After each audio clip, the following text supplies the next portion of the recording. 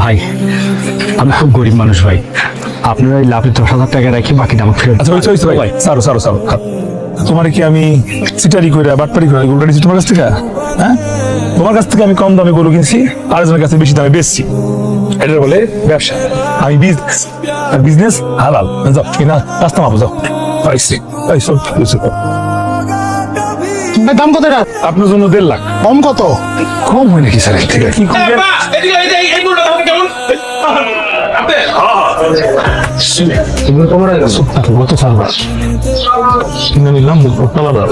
কত এটা কত?